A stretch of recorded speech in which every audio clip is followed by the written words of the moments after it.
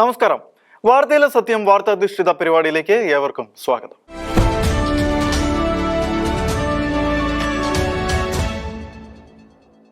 Keralam ഭരിച്ചുകൊണ്ടിരിക്കുന്ന UDF സർക്കാർ തെരഞ്ഞെടുപ്പ് വാഗ്ദാനമായി അവതരിപ്പിച്ച ഇന്ദിരാ ഗ്യാരണ്ടിയിലെ സുപ്രധാന ക്ഷേമ പദ്ധതിയായിരുന്ന സ്ത്രീകൾക്ക് സൗജന്യ ബസ് യാത്ര ഇപ്പോൾ നല്ല നിലയിൽ തന്നെ മുന്നോട്ട് പോയിക്കൊണ്ടിരിക്കുകയാണ്. തമിഴ്നാട്, കർണാടക, തെലങ്കാന, ആന്ധ്രാപ്രദേശ്, പഞ്ചാബ്, കൊൽക്കത്ത, ദില്ലി, ജമ്മു കാശ്മീർ എന്നീ സംസ്ഥാനങ്ങളിൽ മുൻപ് തന്നെ നടപ്പിലാക്കിയ പദ്ധതിയാണ് ഇതെങ്കിലും കേരളത്തിൽ അത് പ്രഖ്യാപിച്ച UDFകാർ എങ്ങനെ ഇത് നടപ്പിലാക്കുമെന്ന് കാണേണ്ടതിനായി സംശയദൃഷ്ടിയാൽ നോക്കിക്കൊണ്ടിരുന്ന ഇതര പാർട്ടിക്കാരുടെയും UDF വിരുദ്ധ പക്ഷത്തിന്റെയും വായടപ്പിക്കുന്ന വിധത്തിലായിരുന്നു സതീശൻ സർക്കാർ ആ പദ്ധതി ആരംഭിച്ചത്. പദ്ധതി തുടങ്ങിയ സമയത്ത് തന്നെ ഓർഡിനറി ബസ്സുകളിൽ സിറ്റി ഫാസ്റ്റ് എന്ന് എഴുതിക്കൊണ്ട് ചില സംഘടനാ ശക്തികൾ അതിനെ അട്ടിമറിക്കാനുള്ള നീക്കങ്ങൾ നടത്തിയെങ്കിലും മുഖ്യമന്ത്രി VD സതീശനും ഗതാഗത മന്ത്രി CP ജോണും ചേർന്ന് അതെല്ലാം പൊളിച്ചെടുക്കുകയും പദ്ധതി വിജയകരമായി മുന്നോട്ട് കൊണ്ടുപോവുകയും ചെയ്തു.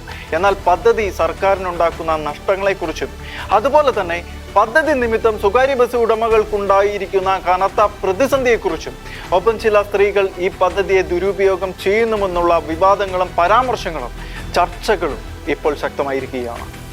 പ്രിയദർശിനി പദ്ധതി കേരളത്തിൽ ആവിഷ്കരിച്ച് നടപ്പിലാക്കുമ്പോൾ സർക്കാർ പ്രധാനമായും ഉദ്ദേശിച്ചത് സ്ത്രീകളുടെ യാത്രാ ചിലവ് കുറയ്ക്കുക, തൊഴിൽ വിദ്യാഭ്യാസ അവസരങ്ങൾ വർദ്ധിപ്പിക്കുക, പൊതുഗതാഗതം കൂടുതൽ ജനകീയവൽകൃതമായി പ്രയോജനപ്പെടുത്തുക തുടങ്ങിയ സ്പഷ്ടമായ ലക്ഷ്യങ്ങളെ കേരളത്തിലെ സ്ത്രീ സമൂഹം പദ്ധതിയെ വലിയ സന്തോഷത്തോടെയാണ് സ്വീകരിച്ചത്.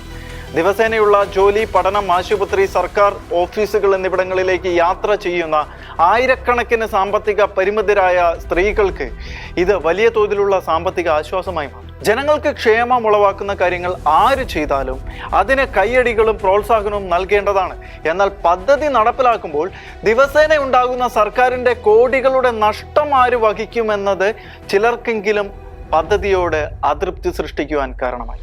ഇക്കാര്യത്തിൽ സർക്കാർ നയം വ്യക്തമാക്കിയിരിക്കുന്നത് പ്രിയദർശിനി എന്നത് ഒരു ക്ഷേമ പദ്ധതിയാണ് എന്നും അത് ലാഭം ലക്ഷ്യമാക്കി അല്ല ആരംഭിച്ചതെന്നും പദ്ധതികൾക്കായി സർക്കാർ ഓരോ വർഷവും 100 കണക്കിന് കോടി രൂപ ചെലവഴിക്കാൻ തയ്യാറാണ് എന്നും അത് സ്ത്രീ ശാക്തീകരണത്തിനുള്ള നിക്ഷേപമാണ് എന്നുമായി. എന്നാൽ ഏത് സ്ത്രീകൾക്ക് എന്ത് ശാക്തീകരണം എന്ന് ചോദിച്ചവർ അടുത്ത ചോദ്യവുമായി രംഗത്ത് വന്നു. സംസ്ഥാനത്തിന്റെ സാമ്പത്തിക സ്ഥിതി കടുത്ത സമ്മർദ്ദത്തിലായിരിക്കുമ്പോൾ ഇത്തരം ഒരു വലിയ ചിലവ് ദീർഘകാലം നിലനിർത്താൻ സാധിക്കുമോ? നീക്കിയിരിപ്പില്ലാത്ത ഖജനാവിനെ നിറച്ചിട്ട് മതിയില്ലേ ഇത്തരം ക്ഷേമ പദ്ധതികൾ എന്നായിരുന്നു അവർ ചോദിച്ചത്. ഒരു ക്ഷേമ പദ്ധതി ആസൂത്രണം ചെയ്ത് നടപ്പിലാക്കുന്നത് പോലെ സുപ്രധാനമായ കാര്യം തന്നെയാണ് അത് നിലനിർത്തിക്കൊണ്ടു പോവുക എന്നുള്ളത്. അതുകൊണ്ട് തന്നെ ഈ ചോദ്യം പ്രസക്തമാണ്. എന്നാൽ ന്യായമെന്ന് തോന്നുന്ന ചില പ്രതിസന്ധികൾ പദ്ധതിയുടെ നടത്തിപ്പുമായി ബന്ധപ്പെട്ട് രംഗത്ത് വന്നിട്ടുണ്ട്. അതിലേറ്റവും പ്രധാനപ്പെട്ടതാണ് തിരക്കേറിയ സമയങ്ങളിൽ പ്രിയദർശിനി ബസ്സുകളിൽ ഉണ്ടാകുന്ന അനിയന്ത്രിതമായ തിരക്ക്. ചില റൂട്ടുകളിൽ പണം കൊടുത്ത് ടിക്കറ്റ് എടുക്കുന്ന സാധാരണ യാത്രക്കാർക്ക് സീറ്റ് ലഭിക്കാത്തതും പദ്ധതിയുടെ നഷ്ടപരിഹാര തുക സമയത്ത് ലഭിക്കുന്നില്ല എന്ന KSRTCയുടെ ആശങ്കയും എല്ലാം സർവീസുകളിലും പദ്ധതി ബാധകമല്ലാത്തതിനാൽ ഉണ്ടായിരിക്കുന്ന വിഷമങ്ങൾ, കൂടുതൽ ബസ്സുകൾ ഇല്ലാത്തതിനാൽ നിലവിലുള്ള സർവീസുകൾക്കുള്ള അധിക ഭാരം എന്നിവയൊക്കെയാണ്. ഒരു ജനാധിപത്യ സർക്കാരിൻ്റെ പ്രധാന ഉത്തരവാദിത്തങ്ങളിൽ ഒന്ന് സമൂഹത്തിലെ പിന്നോക്ക വിഭാഗങ്ങൾക്ക് താങ്ങാനാകുന്ന ക്ഷേമ പദ്ധതികൾ നടപ്പിലാക്കുക എന്നതാണ്. സൗജന്യ വിദ്യാഭ്യാസം, ആരോഗ്യ പരിരക്ഷ, പെൻഷൻ, ഭക്ഷ്യസുരക്ഷ, പൊതുഗതാഗത ആനുകൂല്യങ്ങൾ എന്നിവയെല്ലാം അതിന്റെ ഭാഗമായി സാമ്പത്തികമായി പിന്നോക്കം നിൽക്കുന്നവർക്ക് അവകാശപ്പെട്ട കാര്യങ്ങൾ തന്നെയാണ്. ഈ പശ്ചാത്തലത്തിൽ തന്നെയാണ് സ്ത്രീകൾക്കും ട്രാൻസ്ജെൻഡർ വ്യക്തികൾക്കും സർക്കാർ ബസ്സുകളിൽ സൗജന്യ യാത്ര അനുവദിക്കുന്ന പ്രിയദർശിനി പദ്ധതി ആവിഷ്കരിക്കപ്പെട്ടതും നടപ്പിലാക്കപ്പെട്ടതും. സ്ത്രീകളുടെ യാത്രാ ചെലവ് കുറയ്ക്കുക, തൊഴിൽ, വിദ്യാഭ്യാസം, ആരോഗ്യ സേവനങ്ങൾ എന്നിവയിലേക്കുള്ള പ്രവേശനം എളുപ്പമാക്കുക, പൊതുഗതാഗതത്തിന്റെ ഉപയോഗം വർദ്ധിപ്പിക്കുക എന്നിവയായിരുന്നു പദ്ധതിയുടെ പ്രഖ്യാപിത ലക്ഷ്യം. ദിവസേന ജോലിക്കും പഠനത്തിനും ആശുപത്രികളിലേക്കും സർക്കാർ ഓഫീസുകളിലേക്കും യാത്ര ചെയ്യുന്ന അനേക സ്ത്രീകൾക്ക് ഈ പദ്ധതി സാമ്പത്തിക ആശ്വാസം നൽകുന്നത് തന്നെയാണ്. പദ്ധതി ആരംഭിച്ച ആ ദിവസം രാഷ്ട്രീയ നിലപാടുകൾക്കപ്പുറത്ത് അതിനെ ശക്തമായി പിന്തുണച്ചുകൊണ്ട് രംഗത്ത് വന്ന തൃശൂർ MPയും നടനുമായ സുരേഷ് ഗോപി പറഞ്ഞത് സാമ്പത്തികമായി ഭദ്രതയുള്ള സ്ത്രീകൾ സ്വമനസാലെ ഈ യാത്രാ സൗജന്യം വേണ്ടെന്ന് വെക്കുകയും ക്യാഷ് ഫെയർ ടിക്കറ്റ് എടുത്ത് യാത്ര ചെയ്യുകയും ചെയ്താൽ അത് വളരെ പ്രയോജനപ്രദമായിരിക്കും എന്ന് തന്നെയാണ്. എന്നാൽ ഇപ്പോൾ സംഭവിക്കുന്നത് പണം കൊടുത്ത് തന്നെ യാത്ര ചെയ്യാൻ ആഗ്രഹിക്കുന്നവർക്ക് പോലും വൻ തിരക്ക് മൂലം KSRTCയുടെ ചില റൂട്ടുകളിൽ ബസ്സുകളിൽ കയറാൻ പോലും സാധിക്കാത്ത അവസ്ഥയാണ് എന്നുള്ളതാണ്. കുറഞ്ഞ വരുമാനമുള്ള കുടുംബങ്ങൾക്ക് യാത്രാ ചിലവിലെ കുറവ് മാസ ബഡ്ജറ്റിൽ വ്യക്തമായ മാറ്റമുണ്ടാക്കും. എന്നാൽ ഒരു പദ്ധതിയുടെ വിജയം അതിന്റെ പ്രഖ്യാപനത്തിലല്ല, അതിന്റെ നടത്തിപ്പിലാണ് എന്നിരിക്കെ അതിനോടനുബന്ധമായി ഉരുത്തിരിഞ്ഞിരിക്കുന്ന ഒരു വിഭാഗത്തിന് ആനുകൂല്യം ലഭിക്കുന്നത് മറ്റൊരു വിഭാഗത്തിന് അന്യായമായ നഷ്ടമായി മാറുന്നുണ്ടോ? സർക്കാരിന്റെ സാമ്പത്തിക ശേഷിയുമായി പദ്ധതി പൊരുത്തപ്പെട്ടു പോകുന്നുണ്ടോ? പൊതുസേവനത്തിന്റെ ഗുണനിലവാരം മെച്ചപ്പെടുന്നുണ്ടോ?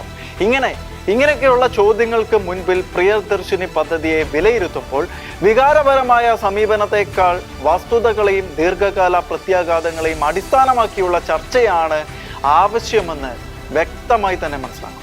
ഇത് ലാഭം ലക്ഷ്യമിട്ടുള്ള പദ്ധതി അല്ല എന്നും സാമൂഹിക നിക്ഷേപമാണ് എന്നും സ്ത്രീകളുടെ സഞ്ചാര സ്വാതന്ത്ര്യം വർദ്ധിപ്പിക്കുകയും തൊഴിൽ പങ്കാളിത്തം ഉയർത്തുകയും ചെയ്യുന്നതിലൂടെ ദീർഘകാലത്തെ സമ്പദ് വ്യവസ്ഥയ്ക്കും ഗുണം ലഭിക്കുമെന്നുള്ള വാദങ്ങൾക്ക് ഒപ്പം പൊതുധനത്തിൽ നിന്നും ചെലവഴിക്കുന്ന ഓരോ രൂപയും ജനങ്ങളുടെ നികുതിപ്പണമാണ് എന്നും അതിനാൽ ഓരോ ക്ഷേമ പദ്ധതിക്കും കാലാനുസൃതമായ അവലോകനവും കാര്യക്ഷമതാ പരിശോധനയും അനിവാര്യം.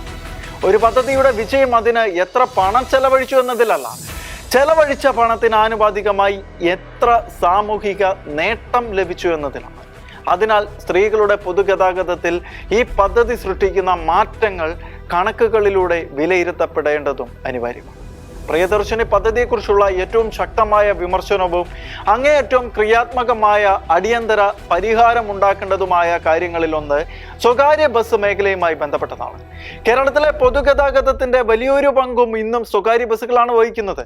ആയിരക്കണക്കിന് ബസ് ഉടമകളും ഡ്രൈവർമാരും കണ്ടക്ടർമാരും മെക്കാനിക്കുകളും മറ്റ് തൊഴിലാളികളും ഒക്കെ ഈ മേഖലയെ ആശ്രയിച്ചാണ് ജീവിതം മുന്നോട്ട് കൊണ്ടുപോകുന്നത്. സ്വകാര്യ ബസ് ഉടമകൾ ഉന്നയിക്കുന്ന പ്രധാന വിഷയം സർക്കാർ ബസ്സുകളിൽ സൗജന്യ യാത്ര ലഭിക്കുന്നതിനാൽ സ്ത്രീ യാത്രക്കാരിൽ വലിയൊരു ഭൂരിഭാഗവും സ്വകാര്യ ബസ്സുകൾ ഒഴിവാക്കി സർക്കാർ ബസ്സുകളിലേക്ക് മാറുന്നു എന്നതാണ്. അതിന്റെ ഫലമായി വരുമാനം കുറയുന്നുവെന്നും പ്രവർത്തന ചിലവ് വർദ്ധിക്കുന്ന സാഹചര്യത്തിൽ സർവീസുകൾ തുടരുന്നത് കൂടുതൽ ബുദ്ധിമുട്ടാകുന്നുവെന്നും അവർ ആവലാതിപ്പെടുകയാണ്. ഈ വാദങ്ങളുടെ വ്യാപ്തിയും യഥാർത്ഥ സാമ്പത്തിക സ്വാധീനവും റൂട്ട് അനുസരിച്ച് വ്യത്യസ്തപ്പെടണം. എന്നിരുന്നാലും സ്വകാര്യ ബസ് മേഖലയുടെ ആശങ്ക സർക്കാർ ഗൗരവത്തിൽ തന്നെ പരിഗണിക്കേണ്ടതുണ്ട്. ഇവിടെ സ്വാഭാവികമായും ഉരുത്തിരിയുന്ന ഒരു ചോദ്യമുണ്ട്. സ്ത്രീകളെ പോലെ തന്നെ സ്റ്റേറ്റിന് വേണ്ടപ്പെട്ട പൗരന്മാരല്ലേ സ്വകാര്യ ബസ് ഉടമകളും ജീവനക്കാരും അവരുടെ കുടുംബങ്ങളുമല്ല? സ്ത്രീകളുടെ ക്ഷേമം സംരക്ഷിക്കുന്നത് പോലെ തന്നെ സ്വകാര്യ ബസ് മേഖലയിൽ ആയിരക്കണക്കിന് കുടുംബങ്ങളുടെ ഉപജീവനവും സർക്കാരിൻ്റെ പരിഗണനയ്ക്ക് അർഹമാണ്.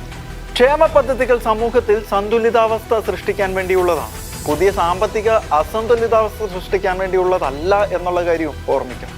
അതിനാൽ സർക്കാർ ബസ്സുകളെയും സ്വകാര്യ ബസ് മേഖലയും പരസ്പരം മത്സരിപ്പിക്കുന്നതിന് പകരം പരസ്പര പൂരകമായ രീതിയിൽ പ്രവർത്തിപ്പിക്കുവാൻ കഴിയുന്ന നയപരമായ പരിഷ്കാരങ്ങൾ ആലോചിച്ച് നടപ്പിൽ വരുത്തേണ്ടത് കാലഘട്ടത്തിൻ്റെ ആവശ്യം കൂടിയാണ്.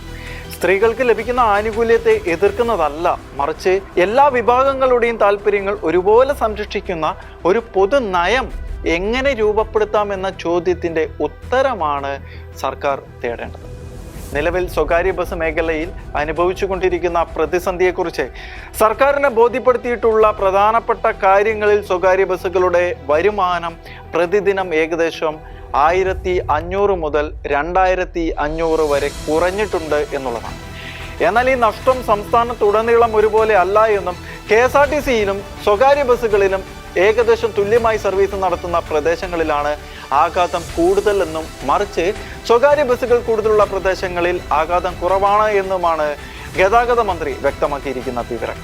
സ്വകാര്യ ബസ് മേഖലയെ വെറും സ്വകാര്യ ബിസിനസ്സായി സർക്കാർ കാണുന്നില്ല എന്നും കേരളത്തിന്റെ പൊതുഗതാഗത സംവിധാനത്തിന്റെ പ്രധാന പങ്കാളിയാണ് എന്ന് സ്വകാര്യ ബസ് മേഖല എന്ന് കാണുന്നതായും മന്ത്രി വ്യക്തമാക്കിയിരിക്കുകയാണ്. സ്വകാര്യ ബസ് മേഖലയിലെ നഷ്ടം പഠിച്ചതിന് ശേഷം ഉചിതമായ നടപടികൾ സ്വീകരിക്കുമെന്നും ഇതിനായി വിവിധ പ്രദേശങ്ങളിൽ പദ്ധതിയുടെ സ്വാധീനം പരിശോധിച്ച് ബസ് ഉടമകളുമായി തുടർ ചർച്ചകൾ നടത്തി പരിഹാരം കണ്ടെത്തുമെന്നുമാണ് സർക്കാരിന്റെ നിലപാട്. ബസ് ഉടമകൾ സർക്കാരിനോട് ആവശ്യപ്പെട്ട പ്രധാന കാര്യങ്ങൾ പ്രത്യേക സാമ്പത്തിക സഹായ പാക്കേജ്, ഡീസലിന് സബ്സിഡി, നികുതി ഇളവുകൾ കൂടുതൽ വർദ്ധിപ്പിക്കുക എന്നിവയാണ്. തുടർ ചർച്ചകളിൽ അക്കാര്യങ്ങൾ പരിഹാരമുണ്ടാകുമെന്നാണ് അവർ കരുതുന്നത്. അത്തരത്തിൽ കാര്യങ്ങൾ ഒരു പരിഹാരത്തിലേക്ക് എത്തുന്നതിന് മുൻപ് വയനാട് ജില്ലയിൽ വിദ്യാർത്ഥികളുടെ ബസ് കൺസെഷൻ നിരക്ക് സംബന്ധിച്ച് സ്വകാര്യ ബസ് ഉടമകളും വിദ്യാർത്ഥി സംഘടനകളും തമ്മിലുണ്ടായ തർക്കം പ്രിയദർശിനി സ്ത്രീ സൗജന്യ യാത്രാ പദ്ധതിയുടെ സാമ്പത്തിക പ്രത്യാഘാതങ്ങളുമായി ബന്ധപ്പെടുത്തി ചില ബസ് ഉടമകൾ ഉന്നയിച്ചിട്ടുണ്ടെങ്കിലും വിഷയത്തിന് മറ്റ് പശ്ചാത്തലങ്ങളും ഉണ്ട് എന്നാണ് ചില റിപ്പോർട്ടുകൾ വ്യക്തമാക്കുന്നത്. സ്ത്രീകൾക്ക് സർക്കാർ ബസ്സുകളിൽ സൗജന്യ യാത്ര ലഭിച്ചതോടെ സ്വകാര്യ ബസ്സുകളിലെ സ്ഥിരം യാത്രക്കാരുടെ എണ്ണം കുറഞ്ഞുവെന്നും വരുമാന നഷ്ടം നികത്താൻ മറ്റു നിരക്കുകളിൽ മാറ്റം ആവശ്യമാണ് എന്നും ഒപ്പം വിദ്യാർത്ഥി കൺസെഷൻ പോലുള്ള സാമൂഹിക ഉത്തരവാദിത്തത്തിന്റെ സാമ്പത്തിക ഭാരം മുഴുവനും സ്വകാര്യ ഉടമകളുടെ മേൽ മാത്രം വരാൻ പാടില്ല എന്ന വാദവും ഇവർ ഉയർത്തുന്നുണ്ട്. അത് ന്യായമാണെന്ന് തന്നെ കരുതേണ്ടി വരും. ഇവിടെ സാമൂഹിക ഉത്തരവാദിത്തത്തിന്റെയും സാമ്പത്തിക ഭാരത്തിന്റെയും വീതം വെപ്പിൽ ഉയരുന്ന വലിയൊരു ചോദ്യമുണ്ട്. സർക്കാർ ഉത്തരവ് പ്രകാരം വിദ്യാർത്ഥികൾക്ക് KSRTCയും സ്വകാര്യ ബസ്സുകളും ഒരുപോലെ കൺസെഷൻ നൽകുമ്പോൾ അതിന്റെ ബാധ്യത അവർ തന്നെ വഹിക്കും. എന്നാൽ പ്രിയദർശിനി പാക്കേജിലാകട്ടെ KSRTCയുടെ നഷ്ടം നികത്തുന്നത് സർക്കാരാണ്. എങ്കിൽ പിന്നെ പ്രിയദർശിനി പദ്ധതി സ്വകാര്യ ബസ്സുകളിലും നടപ്പിലാക്കി അതിന്റെ നഷ്ടം അവർക്കുകൂടി നികത്തി കൊടുക്കുന്നതല്ലേ നീതിയും ന്യായവും? അങ്ങനെ ചെയ്താൽ ജില്ലാ റൂട്ട് ഒന്നും വ്യത്യാസമില്ലാതെ എല്ലാ സ്ത്രീ യാത്രക്കാരെയും സർക്കാരിന് തുല്യരായി പരിഗണിച്ച് എല്ലാവരിലേക്കും ആനുകൂല്യം വ്യാപിപ്പിക്കാമല്ലോ. വിദ്യാർത്ഥികൾക്കുള്ള കൺസെഷൻ സർക്കാർ കാലാകാലങ്ങളിൽ പരിശോധിക്കേണ്ട വിഷയങ്ങൾ തന്നെയാണ്. സർക്കാർ സ്വകാര്യ ബസ്സുകൾക്ക് കൺസെഷൻ ഇനത്തിൽ വരുന്ന നഷ്ടത്തിന് നിശ്ചിത നഷ്ടപരിഹാരം നൽകണമെന്നും സ്വകാര്യ ബസ് മേഖലയുടെയും വിദ്യാർത്ഥികളുടെയും താല്പര്യം സംരക്ഷിക്കുന്ന ഒരു സ്ഥിരം സംവിധാനം ഒരുക്കണമെന്നുമുള്ള ചില ഫോർമുലകളും ഇപ്പോൾ രംഗത്ത് വന്നിട്ടുണ്ട്. നിലവിലെ നിരക്ക് കാരണം ബസ്സുകൾക്ക് നഷ്ടമാണ് എന്ന് ഉടമകൾ വാദിക്കുമ്പോൾ യഥാർത്ഥ പരിഹാരം സാധ്യമാകുന്നത് ഇരു വിഭാഗങ്ങളുടെയും പ്രശ്നങ്ങൾ അംഗീകരിച്ചുള്ള നയപരമായ ഇടപെടലിലൂടെ മാത്രം. വിനോദസഞ്ചാര മേഖലയിലേക്ക് പോകുന്ന പ്രിയദർശിനി ബസ്സുകളിൽ ക്രമാതീതമായി സ്ത്രീ യാത്രക്കാർ കയറുന്നുവെന്നും അത് പദ്ധതിയുടെ നിറം കെടുത്തി കളയുന്നുവെന്നുമുള്ള ആരോപണങ്ങൾ ഇപ്പോൾ ഉയരുന്നുണ്ട്. അതിൽ ഒന്നാണ് പത്തനംതിട്ട ജില്ലയിലെ ഗവിയിലേക്കുള്ള സർക്കാർ ഓർഡിനറി ബസിന്റെ സർവീസുകൾ. ഗവിയിലൂടെ പത്തനംതിട്ടയിൽ നിന്നും കുമിളിക്കും, കുമിളിയിൽ നിന്ന് ഗവിയിലൂടെ പത്തനംതിട്ടയ്ക്കും ഉണ്ടായിരുന്നത് സർക്കാർ ഓർഡിനറി സർവീസുകളായിരുന്നു. അത് പ്രിയദർശിനിയാക്കി മാറ്റിയതോടെ ഉല്ലാസയാത്രയ്ക്കായി സ്ത്രീ യാത്രക്കാർ ക്രമാതീതമായി കടന്നു വരികയും ഗവി ബസ്സിൽ കാല് കുത്താനിടയില്ലാത്ത വിധത്തിൽ സ്ത്രീകളെ കൊണ്ട് നിറയുകയും ചെയ്തിരിക്കുന്നുവെന്നാണ് വിവരം. ഗവി കേരളത്തിലെ ഏറ്റവും പ്രശസ്തമായ വിനോദസഞ്ചാര കേന്ദ്രങ്ങളിലൊന്നാണ്. വനമേഖലയിലൂടെ കടന്നു പോകുന്ന സർക്കാർ ബസ് സർവീസുകൾ വിനോദസഞ്ചാരികൾക്കിടയിൽ ഏറെ ജനപ്രിയവുമാണ്. പ്രിയദർശിനി പദ്ധതി നിലവിൽ വന്നതോടെ സ്ത്രീ യാത്രക്കാരുടെ എണ്ണം ഗണ്യമായി വർദ്ധിച്ചതിനെ തുടർന്ന് പ്രത്യേകിച്ച് അവധി ദിവസങ്ങളിൽ വലിയ തിരക്ക് അനുഭവപ്പെടുകയാണ്. ദൈനംദിന ആവശ്യങ്ങൾക്കായി യാത്ര ചെയ്യുന്നവർക്കും ചികിത്സയ്ക്കും ജോലിക്കും വിദ്യാഭ്യാസത്തിനുമായി ഈ ബസ്സുകളെ ആശ്രയിക്കുന്നവർക്കും നാട്ടുകാർക്കും തിക്കും തിരക്കും കാരണം യാത്ര മുടങ്ങുകയാണ്. പണം മുടക്കി യാത്രയ്ക്ക് വരുന്ന പുരുഷന്മാരും ദിവസവും ജോലിക്ക് പോകുന്നവരും തങ്ങളുടെ പ്രതിഷേധം ശക്തമായി തന്നെ അറിയിച്ചു കഴിഞ്ഞു. അതോടെ KSRTCയുടെ ഗവി റൂട്ട് ഇപ്പോൾ ക്ഷേമ പദ്ധതിയുടെ അപ്രതീക്ഷിത പ്രത്യാഘാതമായി മാറിയിരിക്കും. കാൽ കുത്താനിടയില്ലാത്ത വിധത്തിൽ സ്ത്രീ യാത്രക്കാർ നിറഞ്ഞ് ഓർഡിനറി ബസ് റൂട്ടുകളിൽ തിരക്ക് നിയന്ത്രിക്കാൻ എത്രയും വേഗം കൂടുതൽ ബസ്സുകൾ നിരത്തിലിറക്കുകയേ ഇത്തരം പ്രതിസന്ധികൾക്ക് പരിഹാരമുള്ളൂ.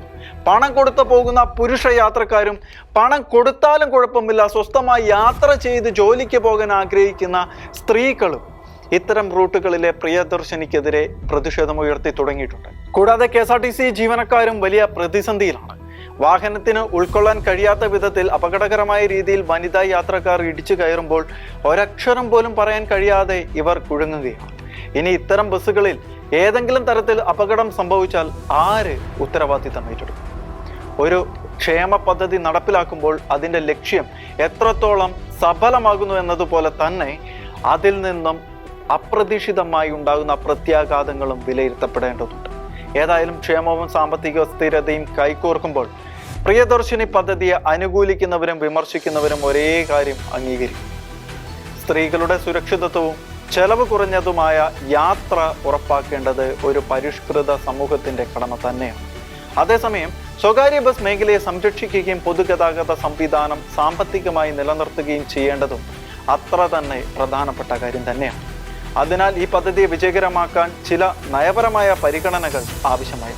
അമിത തിരക്കുള്ള റൂട്ടുകൾ കൂടുതൽ സർക്കാർ സർവീസുകൾ ഏർപ്പെടുത്തുക, വിനോദസഞ്ചാര റൂട്ടുകളിൽ പ്രത്യേക സർവീസുകളോ മുൻകൂട്ടി ബുക്കിംഗ് സംവിധാനങ്ങളോ പരിഗണിക്കുക, സ്വകാര്യ ബസ് മേഖലകളുമായി ആലോചിച്ച് യാത്രക്കാരുടെ സന്തുലിത വിതരണം ഉറപ്പാക്കുക. പദ്ധതിയുടെ സാമ്പത്തികവും സാമൂഹികവുമായ ഫലങ്ങൾ നിശ്ചിത ഇടവേളകളിൽ വിലയിരുത്തി ആവശ്യമായ മാറ്റങ്ങൾ വരുത്തുക എന്നിവ അത്തരം നടപടികളിൽ ചിലതാണ്. ഒരു ക്ഷേമ പദ്ധതിയുടെ വിജയം അതിലൂടെ ഒരു വിഭാഗത്തിന് മാത്രം ആനുകൂല്യം ലഭിക്കുന്നതിലല്ല, സമൂഹത്തിലെ വിവിധ വിഭാഗങ്ങളുടെ അവകാശങ്ങളും ഉപജീവനവും പൊതുസമ്പത്തിന്റെ ഉത്തരവാദിത്തമുള്ള വിനിയോഗവും ഒരുപോലെ സംരക്ഷിക്കപ്പെടുന്നതിലാണ്. സമൂഹത്തിലെ ഏറ്റവും ദരിദ്രരായ ജനമടക്കം നൽകുന്ന നികുതി പണം വിനിയോഗിക്കുമ്പോൾ അത് അർഹരായിരിക്കുന്നവർക്കാണ് ലഭിക്കേണ്ടത് എന്നത് സാമൂഹിക നീതിയാണ്. സാമ്പത്തികമായി ഉയർന്ന നിലയിലുള്ള സ്ത്രീ യാത്രക്കാർക്ക് കൂടി സമൂഹത്തിലെ സാമ്പത്തികമായി താഴെത്തട്ടിലുള്ളവരുടെ അടക്കം പോക്കറ്റിൽ നിന്നും ഊറ്റിയെടുക്കുന്ന നികുതി പണം എടുത്തു കൊടുക്കുന്നത് ശരിയല്ല എന്ന വാദവും പ്രിയദർശിനി ആരംഭ നാളുകളിൽ ഉയർന്നതാണ്. അതുകൊണ്ട് തന്നെ പ്രിയദർശിനി പദ്ധതിയെക്കുറിച്ചുള്ള ആശങ്കകൾ സ്ത്രീകളുടെ അവകാശങ്ങൾക്കെതിരായ ഒരു വാദമായി കാണേണ്ടതുണ്ട്. മറിച്ച് കൂടുതൽ കാര്യക്ഷമവും സാമ്പത്തികവുമായി സുസ്ഥിരവും എല്ലാവർക്കും നീതിപൂർവവുമായ പൊതുഗതാഗത നയം എങ്ങനെ രൂപപ്പെടുത്താമെന്ന ചർച്ചയായി കാണുന്നത് തന്നെയാണ് ഉചിതം. ആരോഗ്യകരമായ ജനാധിപത്യത്തിൽ സർക്കാർ പദ്ധതികൾ വിമർശനാത്മകമായി വിലയിരുത്തപ്പെട്ടേക്കാം. ആവശ്യമായി എടുത്ത് തിരുത്തലുകൾ വരുത്തപ്പെടുകയും ചെയ്യുന്നത് സ്വാഭാവികമായ പ്രക്രിയ മാത്രമാണ്. പ്രിയദർശിനി പദ്ധതിയും അതിന് അപവാദമല്ലാത്തതിനാൽ സമൂഹത്തിലെ ഒരു വിഭാഗത്തിന് ആശ്വാസം നൽകുന്നതിനൊപ്പം മറ്റൊരു വിഭാഗത്തിൻ്റെ ആശങ്കകൾക്കും പരിഹാരം കാണാൻ കഴിയുമ്പോഴാണ് ഒരു ക്ഷേമ പദ്ധതി യഥാർത്ഥ അർത്ഥത്തിൽ വിജയിച്ചതായി പറയാൻ കഴിയുക. അത്തരത്തിൽ വിജയിപ്പിച്ചെടുക്കുക എന്നുള്ളതാണ് പ്രിയദർശിനി പദ്ധതിയുമായി ബന്ധപ്പെട്ട സർക്കാരിൻ്റെ മുന്നിലുള്ള ഏറ്റവും വലിയ പരീക്ഷണവും വെല്ലുവിളി.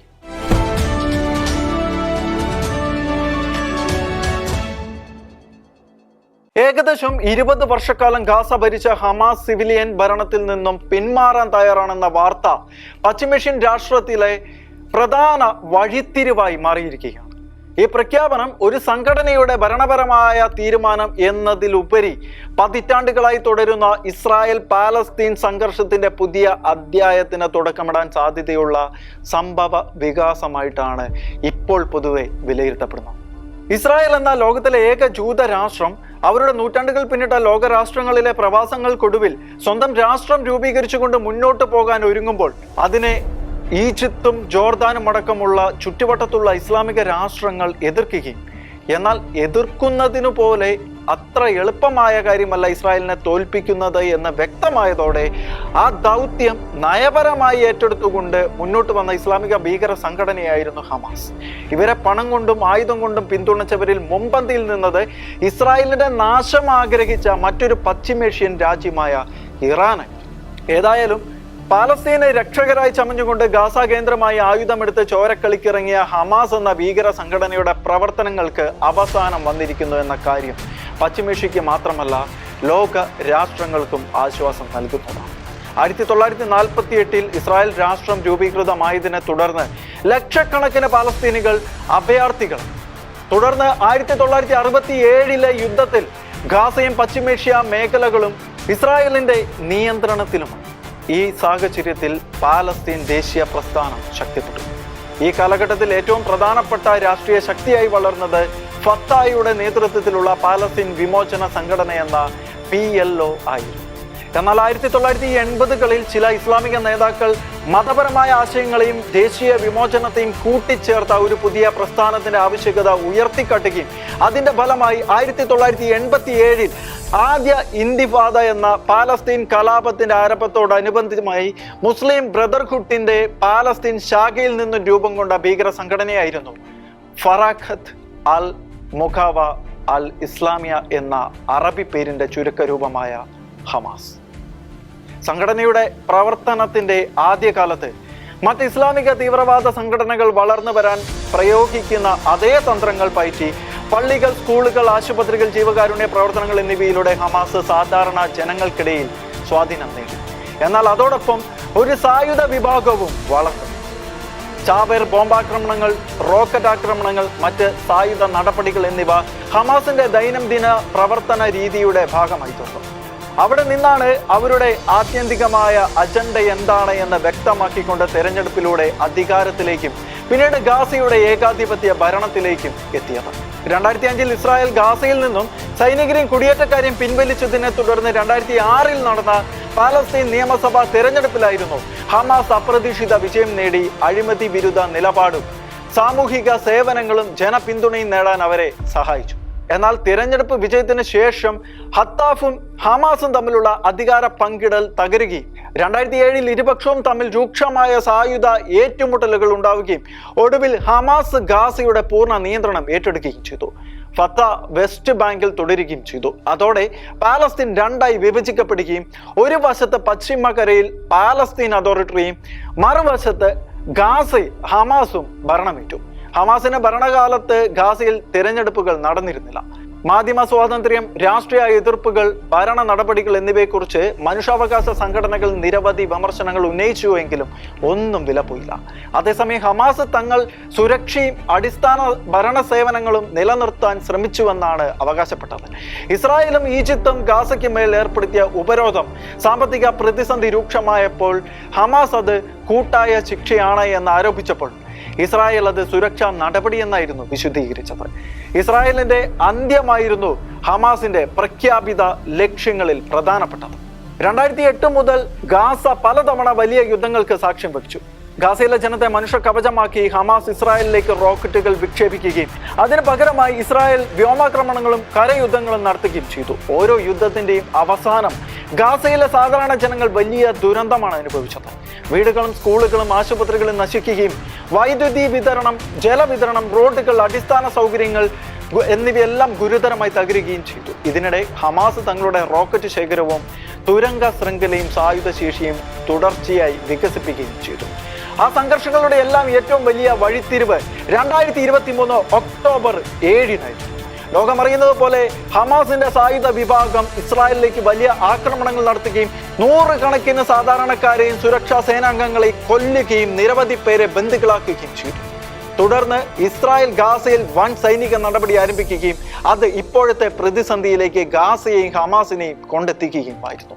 ഇസ്രായേൽ പ്രഖ്യാപിച്ച ലക്ഷ്യം ഹമാസിന്റെ സൈനിക ശേഷി ഇല്ലാതാക്കുകയും ബന്ദികളെ മോചിപ്പിക്കുകയും ചെയ്യുക എന്നതായിരുന്നുവെങ്കിലും തുടർന്നുള്ള മാസങ്ങളിൽ ഗാസയിൽ വലിയ മനുഷ്യാവകാശ മാനുഷിക പ്രതിസന്ധി രൂപപ്പെട്ടു. ഗാസയിൽ ആയിരക്കണക്കിന് സാധാരണക്കാർ കൊല്ലപ്പെടുകയും വൻതോതിൽ ആളുകൾ കുടിയൊഴിക്കപ്പെടുകയും അതോടൊപ്പം ഇസ്രായേൽ ഹമാസിന്റെ നിരവധി മുതിർന്ന നേതാക്കന്മാരെയും കമാൻഡർമാരെയും വധിക്കുകയും ചെയ്തു. യുദ്ധം നീണ്ടതോടെ ഗാസയിലെ ജനങ്ങളുടെ ജീവിതം അതീവ ദുഷ്കരം. ഭക്ഷണം, കുടിവെള്ളം, മരുന്ന്, വൈദ്യുതി, പാർപ്പിടം എന്നിവയുടെ അഭാവം രൂക്ഷമാണ്. ലക്ഷക്കണക്കിന് ആളുകൾ പല തവണ കുടിയൊഴിഞ്ഞു പോകേണ്ടി വന്നു. അന്താരാഷ്ട്ര സംഘടനകൾ ഇത് ഗുരുതരമായ മാനുഷിക പ്രതിസന്ധിയായി വിശേഷിപ്പിച്ചു. ആ സാഹചര്യത്തിലാണ് വെടിനിർത്തൽ ചർച്ചകൾ ആരംഭിച്ചത്. ബന്ദികളുടെ മോചനവും തടവുകാരുടെ കൈമാറ്റവും മാനുഷിക സഹായത്തിന്റെ പ്രവേശനവും പ്രധാന വിഷയങ്ങളായി. എല്ലാത്തിന്റെയും ഒടുവിൽ ഗാസയുടെ ദൈനംദിന സിവിലിയൻ ഭരണത്തിൽ നിന്ന് പിന്മാറാൻ തയ്യാറാണ് എന്നും ഭരണ ചുമതല ഒരു സ്വതന്ത്ര ടെക്നോക്രാറ്റിക് കമ്മിറ്റിക്ക് കൈമാറാൻ സന്നദ്ധമാണ് എന്നും ഹമാസ് സൂചിപ്പിച്ചു. എന്നാൽ ഇതിന് ഒരു പ്രധാന നിബന്ധനയുണ്ടായിരുന്നു. ഗാസയുടെ ഭാവിയെക്കുറിച്ചുള്ള രാഷ്ട്രീയ ധാരണയും യുദ്ധവിരാമം ഉറപ്പാക്കണമെന്നും ആയിരുന്നു. ഹമാസ് ആയുധം കൈവിടാതെ സ്ഥിരമായ സമാധാനം അസാധ്യമാണ് എന്ന് ഇസ്രായേൽ തറപ്പിച്ച് പറഞ്ഞപ്പോൾ മറുവശത്ത് ഹമാസ് അവരുടെ ആയുധ ശേഖരം പ്രതിരോധത്തിന്റെ അവകാശം എന്ന നിലയിൽ അവതരിപ്പിക്കുകയായിരുന്നു. മനുഷ്യച്ചോര കൊണ്ട് മതത്തിന് ആലയം പണിയാനിറങ്ങിയ ഹമാസ് എന്ന ഭീകരക്കൂട്ടം 20 വർഷം ഭരിച്ച പ്രസ്ഥാനം പിന്നോട്ട് കൊണ്ടുപോകാൻ തയ്യാറാണെന്ന് പറയുമ്പോൾ അത് വലിയ ആശ്വാസം തന്നെയാണ്. എന്നാൽ അതുകൊണ്ട് സംഘർഷം അവസാനിച്ചു എന്നർത്ഥമില്ല. ഹമാസിന്റെ നിരായുധീകരണം, ഗാസയുടെ പുനർനിർമ്മാണം, പാലസ്തീൻ ഭരണകൂടത്തിന്റെ ഭാവി, ഇസ്രായേലിന്റെ സുരക്ഷാ ആശങ്കകൾ എന്നിവയെല്ലാം ഇപ്പോഴും പരിഹരിക്കപ്പെടാത്ത വിഷയങ്ങളായി കിടക്കുകയാണ്. ആ അടുത്ത ഘട്ടത്തിലേക്ക് ലോകം ജാഗ്രതയോടെ നോക്കുകയാണ്.